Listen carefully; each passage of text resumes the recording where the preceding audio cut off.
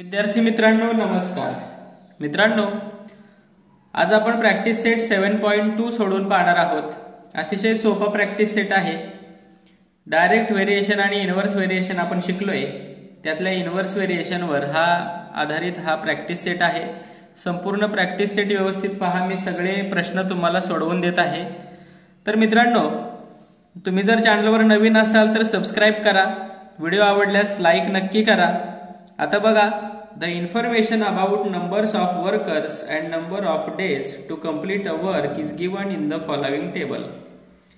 Complete the table, या ठिकाणी आपल्याला हा टेबल दिलेला आहे, हा तक्ता दिलेला आहे। या ठिकाणी काय म्हटलंय, नंबर ऑफ वर्कर्स म्हणजे एक काम आहे, ते काम करण्यासाठी किती दिवस लागतात ते खाली दिलेलं आहे। हे काम आहे आणि इथं कामगारांची संख्या आहे आणि त्या कामगारांना ते काम पूर्ण करण्यासाठी किती दिवस लागतात ते या ठिकाणी दिलेलं आहे। तर आपण पहिल्यांदा हे डायरेक्ट व्हेरिएशन आहे का इनव्हर्स व्हेरिएशन आहे ते पहिल्यांदा शोधूया। तर बघा, डायरेक्ट व्हेरिएशन मध्ये काय असतं, एकाची संख्या वाढली की दुसऱ्याची सुद्धा वाढते। आता बघा, ते काम पूर्ण करण्यासाठी 30 कामगार असतात तेव्हा 6 दिवस लागत असतात, 6 डेज लागत असतात, बरोबर। आता कामगारांची संख्या कमी केली तर ते काम करण्यासाठी जास्त दिवस लागणार आहेत, म्हणजे एकाची संख्या कमी झाली तर दुसऱ्याची वाढते। कामगारांची संख्या वाढवली तर दिवस कमी लागणार आहेत, बरोबर। म्हणजे एकाची संख्या वाढली आणि दुसऱ्याची संख्या कमी होत असेल तर त्या ठिकाणी इनव्हर्स व्हेरिएशन असतं, बरोबर। मग आपण या ठिकाणी आन्सर लिहिताना क्वेश्चन 1 आहे, आन्सर लिहिताना सुरुवातीला काय लिहूया, it is an example of inverse variation। हे कशाचं एक्झाम्पल आहे, इनव्हर्स व्हेरिएशनचं एक्झाम्पल आहे। आता इथं म्हणलंय नंबर ऑफ वर्कर्स आणि नंबर ऑफ डेज। तर बघा, आता नंबर ऑफ वर्कर्स आहे ना, तो आपण n हे अक्षर मानूया आणि नंबर ऑफ डेज साठी d हे अक्षर मानूया। इथं लिहूया, let the number of workers be n and number of days be d। Days साठी d वापरूया, नंबर ऑफ वर्कर साठी n हे अक्षर वापरूया। ओके, आता n आणि d यांच्यामध्ये काय आहे, इनव्हर्स व्हेरिएशन आहे। कोणतं व्हेरिएशन आहे, इनव्हर्स व्हेरिएशन आहे, बरोबर की नाही। मग आपण कसं लिहिणार, इनव्हर्स व्हेरिएशन असल्यावर कसं लिहितात, n is in the inverse variation with d। n हा d सोबत इनव्हर्स व्हेरिएशन मध्ये आहे। अल्फाच लिहितात, फक्त त्याच्या डोक्यावर 1 लिहितात। ओके, त्याच्या डोक्यावर काय लिहितात, 1 लिहितात। याचाच अर्थ काय होतो मित्रांनो, याचाच अर्थ काय होतो, या दोघांचं मल्टिप्लिकेशन केलं असता आपल्याला कॉन्स्टंट मिळतो। कोणाकोणाचं मल्टिप्लिकेशन, n आणि d। n multiply by d is equal to k। k काय असतो, कॉन्स्टंट असतो, k इज अ कॉन्स्टंट म्हणायचं। k काय आहे, कॉन्स्टंट आहे। n multiply by d is equal to k। k काय आहे, कॉन्स्टंट आहे, बरोबर। मग आपल्याला व्हेरिएशन इक्वेशन कोणतं मिळणार आहे बघा, nd is equal to k। हे काय मिळणार आहे आपल्याला, इक्वेशन ऑफ द व्हेरिएशन। काय मिळणार आहे, equation of variation. Okay, variation. आपल्याला जर इक्वेशन ऑफ व्हेरिएशन मिळालं तर आपल्याला पुढचे व्हॅल्यू काढता येतात। ओके, तर आता बघा, या ठिकाणी आपल्याला काय दिलेलं आहे, इक्वेशन ऑफ व्हेरिएशन, त्याची व्हॅल्यू काढायची आपल्याला, k ची व्हॅल्यू काढायची आपल्याला, आहे की नाही, k ची व्हॅल्यू काढायची। मग या ठिकाणी n दिलाय आपल्याला 30 आणि d दिलाय आपल्याला 6। मग या ठिकाणी लिहूया आपण, when n is equal to 30 and d is equal to 6। मग आपलं इक्वेशन लिहायचं, nd is equal to k, nd is equal to k। मग n किती आहे 30. n आणि d यांच्यामध्ये कोणतं साइन असणार आहे मल्टिप्लिकेशन. एन डी म्हणजे n मल्टिप्लाय बाय d आपण इथे लिहिलंय. 6 इज इक्वल टू के. 36 चा किती असणार आहे 180 इज इक्वल टू के. के ची व्हॅल्यू किती आली 180. ओके, के ची व्हॅल्यू किती आली 180. आपण इथे लिहू शकतो. So K is equal to 180. Okay, मग आता आपलं मेन इक्वेशन कोणतं मिळालं आपल्याला व्हॅल्यू काढण्यासाठी N D is equal to 180. हे काय मिळालं आपल्याला मेन इक्वेशन मिळालं व्हॅल्यू काढण्यासाठी. Equation of variation. ओके, आता आपल्याला टेबलमध्ये जे जे सोडवायचे ते पाहूया. आता बघा इथं आपल्याला एन दिला नाही डी दिलेला आहे बरोबर. मग आपण या ठिकाणी म्हणूया फर्स्ट एन आपल्याला दिला नाही डी आपल्याला दिलेला आहे. डी किती दिलाय आपल्याला 12 दिलाय बरोबर इथं. ओके, मग आता आपल्या इक्वेशन मध्ये ते टाकायचं आहे. N D is equal to 180 बरोबर. एन आपल्याला माहित नाही तसंच लिहायचा. ओके, मल्टिप्लाय बाय डी माहिती आपल्याला 12 इज इक्वल टू 180. आता एन तसाच राहणार 180 तसाच राहणार. 12 इकडे मल्टिप्लाय आहे या बाजूला आल्यानंतर तो काय होणार डिवाइड होणार. मग 12 ने आपण जर 180 ला डिवाइड केलं तर किती येतं मित्रांनो इथं करून बघा वाटल्यास 180 डिवाइडेड बाय 12. 12 1 जा 12. 8 minus 2 6 1 minus 1 0 वरून घेतलं 0. 12 5 जा 60. किती आलं n इज इक्वल टू 15 आलं. किती आलं n इज इक्वल टू 15. म्हणजे जेव्हा 12 डेज लागतात तेव्हा नंबर ऑफ वर्कर्स किती असतात 15 असतात. आता पुढे एकदा आपल्याला इक्वेशन मिळालं ना की आपल्याला पुढचं सोडवता येतं. आता आपल्याला इथे n दिलेला आहे 10. मग इथं आपण म्हणूया second n is equal to 10. Okay, आणि आपल्याला शोधायचं d is equal to how much. मग आपलं इक्वेशन काय आहे N D is equal to 180. n आहे 10 multiply by d is equal to 180. d तसाच राहणार 180 तसाच राहणार. 10 इकडं मल्टिप्लाय आहे की नाही. 10 ने d ला मल्टिप्लाय केलंय. इक्वेशन मार्कच्या इकडे आल्यावर त्याचं काय होणार डिवाइड करावं लागणार त्याने. मग 180 ला जर आपण 10 ने डिवाइड केलं तर किती येतात 18 येतात. किती येतात 18 येतात आहे की नाही. मग जेव्हा 10 वर्कर्स असतात तेव्हा किती दिवस लागत असतात 18 डेज लागत असतात. आता पुढे n आपल्याला दिला नाही डेज आपल्याला दिलेला आहे d 36. मग आपण इथं म्हणूया थर्ड. n माहित नाही आपल्याला d आहे 36.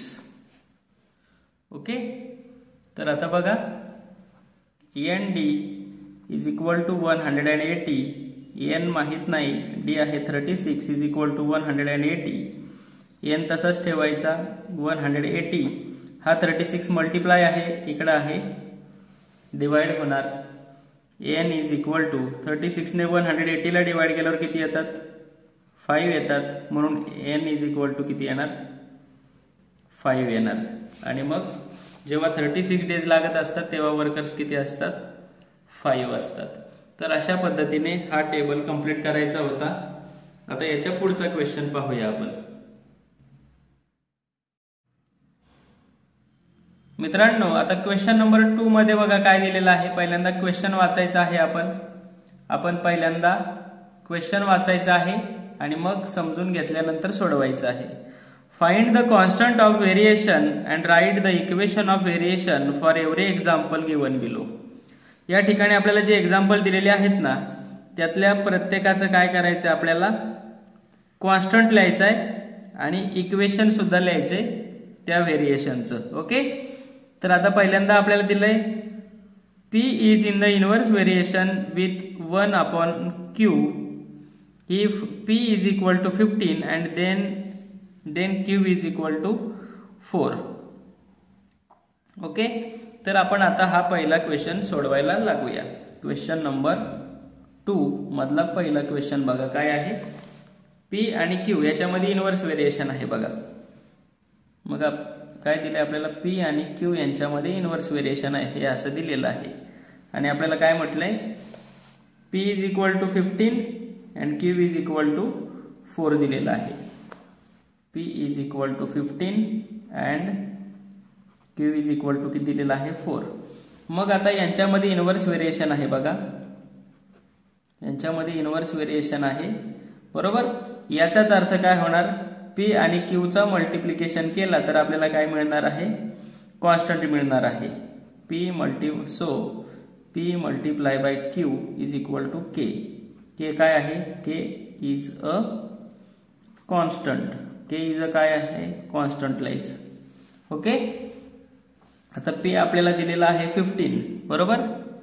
P किती दिलेला आहे 15 आणि Q दिलेला आहे आपल्याला 4. 15 4 जा 60, sorry 15 multiply by 4 is equal to काय लिहिणार आपण, K लिहिणार. 15 4 जा 60, 60 इज इक्वल टू K, म्हणजेच काय येणार, K इज इक्वल टू 60. हा काय आला आपला कॉन्स्टंट ऑफ व्हेरिएशन. काय मिळाला आपल्याला, the constant of variation. Okay, हा मिळाला कॉन्स्टंट. आता आपल्याला काय लिहायचंय, इक्वेशन लिहायचंय. काय लिहायचंय आता आपल्याला, इक्वेशन लिहायचंय. मग इक्वेशन काय येणार, P multiply by Q is equal to K आहे. P मल्टिप्लाय बाय Q म्हणजेच काय येणार, PQ इज इक्वल टू काय येणार 60. हे काय आहे, हे काय आहे, equation of the variation. Constant झाला आपला. हे काय आहे, इक्वेशन ऑफ व्हेरिएशन. ओके, तर हे दोन आन्सर आपल्याला शोधायचे आहेत प्रत्येक ठिकाणी. ओके, आता हे क्वेश्चन नंबर 1 मधलं झालं. आता क्वेश्चन नंबर 2 मध्ये बघा काय दिलंय, Z आणि W यांच्यामध्ये इनव्हर्स व्हेरिएशन आहे.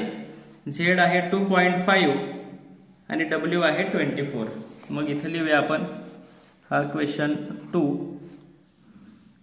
Z आणि W यांच्यामध्ये इनव्हर्स व्हेरिएशन आहे. ओके, Z किती दिलाय आपल्याला 2.5 आणि W दिलाय 24. Z आहे 2.5 अँड W आहे 24.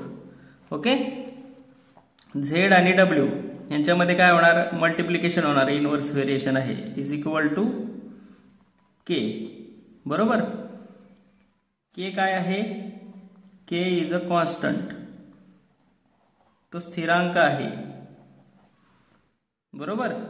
मग आता Z दिलाय आपल्याला 2.5, W दिलाय आपल्याला 24 इज इक्वल टू K. तर 24 ने 2.5 ला आपण मल्टिप्लिकेशन करूया त्यांचं. 24 5 जा 120, कॅरी ओव्हर 12. 24 2 जा 48, 48 आणि 12 किती होतात, 60 होतात. पॉइंट नंतर एक डिजिट आहे, उजवीकडचा एक पॉइंट सोडला इज इक्वल टू K, म्हणजेच K इज इक्वल टू किती येणार आहे, फक्त 60. 60.0 म्हणजेच काय येणार, 60 येणार. हे काय आहे, कॉन्स्टंट ऑफ व्हेरिएशन. काय आहे हा, कॉन्स्टंट ऑफ व्हेरिएशन. हा काय आहे, कॉन्स्टंट ऑफ व्हेरिएशन. आता इक्वेशन ऑफ व्हेरिएशन काय असणार आहे, मग Z मल्टिप्लाय बाय W म्हणजेच काय येणार, ZW इज इक्वल टू 60 बरोबर. हे काय असणार आहे तुमचं, इक्वेशन ऑफ व्हेरिएशन. काय असणार आहे, इक्वेशन ऑफ व्हेरिएशन. तर अशा पद्धतीने हे सोडवायचं आहे. ओके, आता यातला पुढचा क्वेश्चन बघूया. पुढच्या क्वेश्चन मध्ये थोडस वेगळं दिलंय. S आणि T चा स्क्वेअर यांच्यामध्ये इनव्हर्स व्हेरिएशन दाखवलेलं आहे. थर्ड क्वेश्चन मी लिहितो इथं, S आणि T चा स्क्वेअर यांच्यामध्ये इनव्हर्स व्हेरिएशन दाखवलेलं आहे. S इज इक्वल टू 4 आणि T इज इक्वल टू 5 म्हटलेलं आहे. S इज इक्वल टू 4 आणि T इज इक्वल टू 5 म्हटलेलं आहे. S is equal to 4 and T is equal to 5 म्हटलेलं आहे बरोबर. मग S आणि T च्या स्क्वेअर यांच्यामध्ये काय होणार आहे, मल्टिप्लिकेशन होणार आहे is equal to K. K काय आहे, constant. K is a constant. समजतंय का? K is a constant. मग येस तसंच लिहायचं 4 मल्टिप्लाय बाय टी काय आहे, टीचा स्क्वेअर लिहायचा आपल्याला, म्हणजे 5चा स्क्वेअर लिहायचा आहे, इज इक्वल टू के. 4 तसाच येणार, 5चा स्क्वेअर किती येणार 25 येणार, इज इक्वल टू के. 25 4 जा किती येतात 100.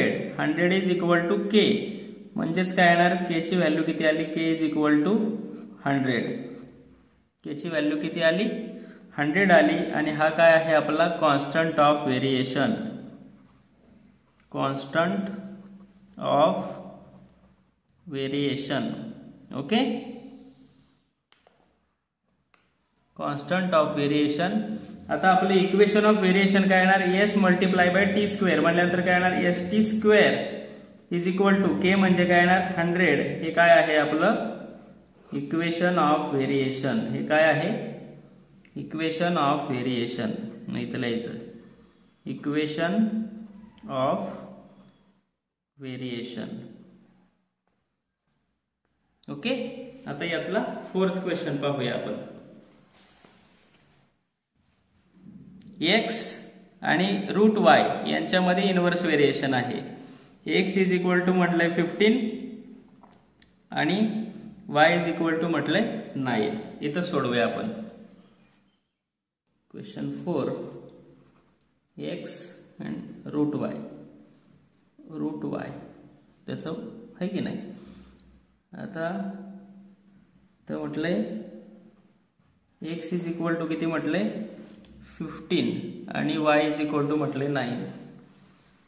X is equal to 15 and y is equal to 9.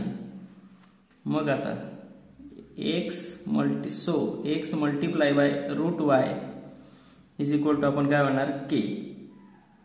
काय आहे k is a constant. Okay, k आहे कॉन्स्टंट.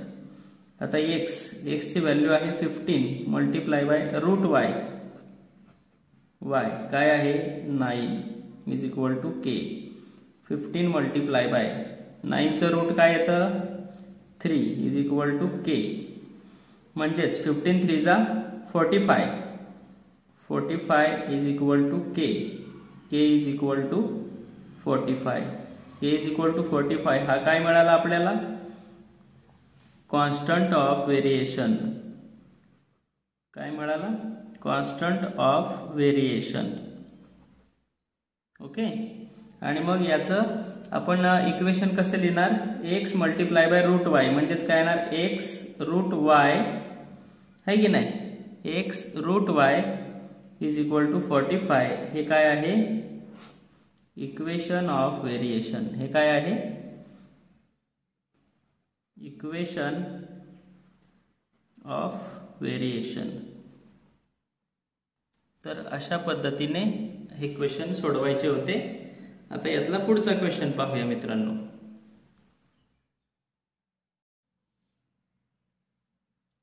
आता क्वेश्चन नंबर 3 काय आहे बघा. The boxes are to be filled with apples in a heap. म्हणजे एका ढिगाऱ्यामध्ये सफरचंद आहेत, ती सफरचंद आपल्याला बॉक्समध्ये भरायची आहेत. बघा, if 24 apples are put in a box 27 boxes are needed. जर एका बॉक्समध्ये 24 सफरचंद भरले तर 27 बॉक्स लागतात. बघा, एका बॉक्समध्ये 24 सफरचंद भरले तर 27 बॉक्स लागतात. If 36 apples are filled in a box how many boxes will needed. तर एका बॉक्समध्ये आपण 36 सफरचंद भरले तर किती बॉक्स लागतील. तर मित्रांनो, हे एक्झाम्पल सुद्धा आपल्याला इनव्हर्स व्हेरिएशनचं दिसतंय. कसं काय बघा, जर एका बॉक्समध्ये जास्त सफरचंद बसले तर काय होणार आहे बॉक्सची संख्या कमी होणार आहे.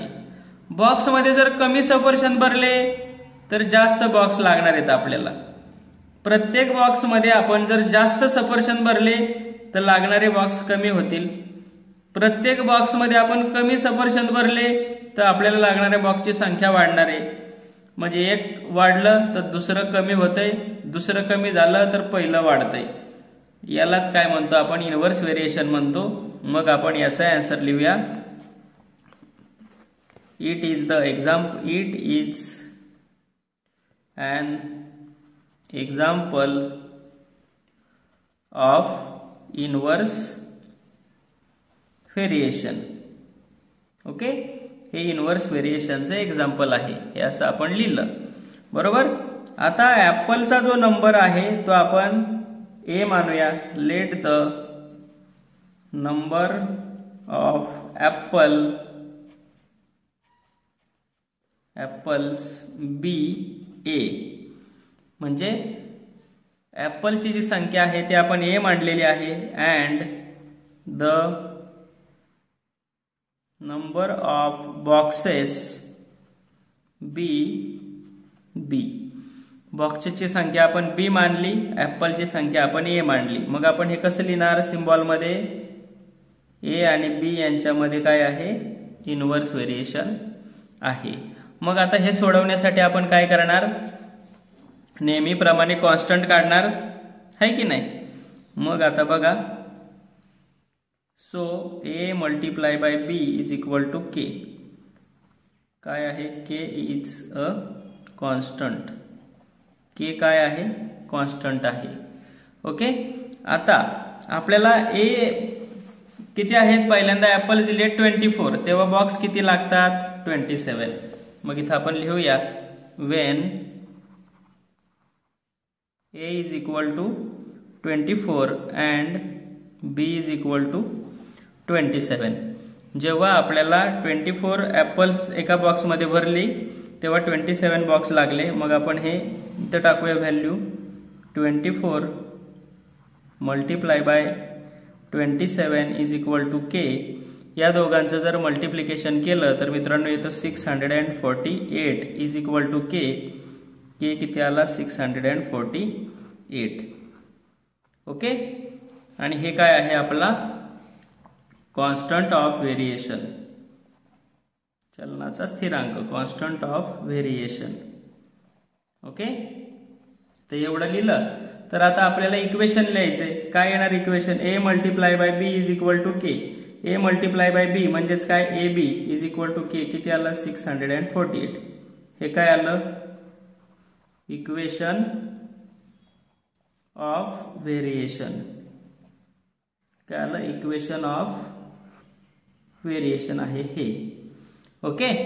आता आपल्याला काय करायचंय, when A is equal to, आता बघा 36 ऍपल्स एका बॉक्समध्ये भरली तर आपल्याला म्हटलं how many boxes will be needed.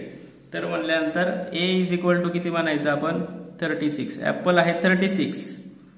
Then B is equal to how much, boxes किती लागतील ते आपल्याला आता शोधायचं आहे. आता बघा आपले इक्वेशन लिहायचं, A B is equal to 648.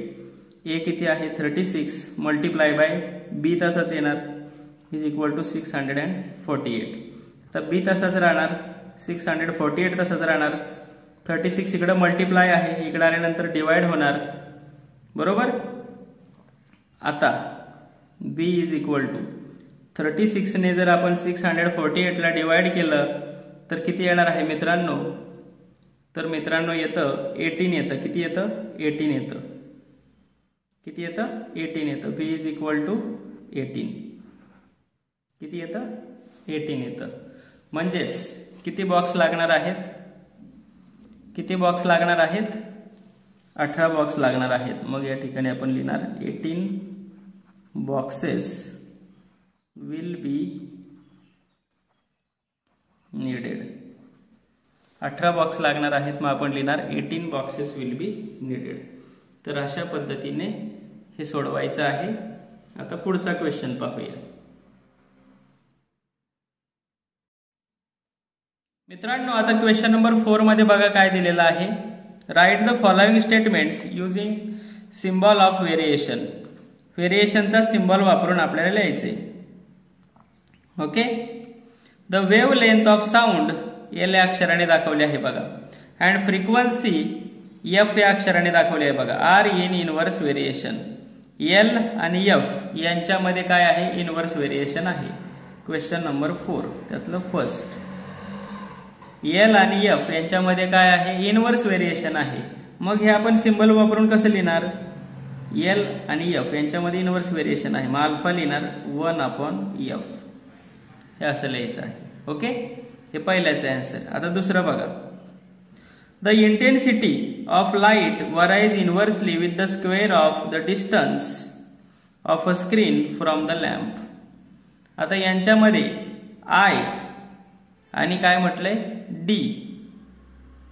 Square of the distance म्हटले बघा. आता square of the distance D म्हणजे डीचा स्क्वेअर घ्यायचा आहे आपल्याला. ओके, मग आय तसाच लिहिणार, अल्फा लिहिणार आणि डीच्या स्क्वेअरशी, स्क्वेअर ऑफ अ डिस्टन्स म्हणजे डिस्टन्सचा स्क्वेअर, डीचा स्क्वेअर काय लिहिणार आपण? D square. त्यांच्याशी इनव्हर्स व्हेरिएशन आहे.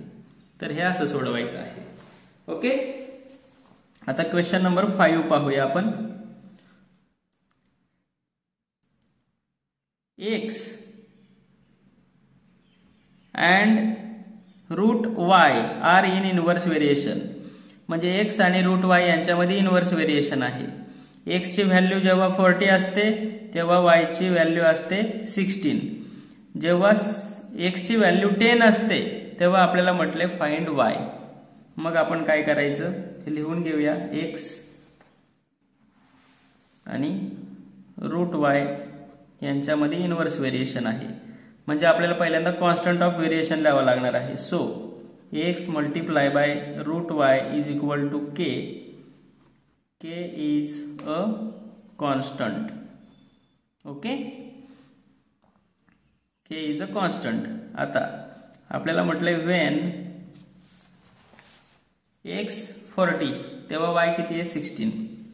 Wien x is equal to 40 आहे का? हा, आणि y किती आहे? 16. y इज इक्वल टू, आणि इथं अँड म्हणूया, and y is equal to किती आहे? 16. x is equal to 40, y is equal to किती आहे? 16 आहे. बरोबर. मग आता k काढूया आपण पहिल्यांदा. x किती आहे? 40. बरोबर. तेव्हा रूट y म्हटल्यानंतर 16चं square root is equal to k. 40 multiply by 16चं स्क्वेअर रूट काय आहे?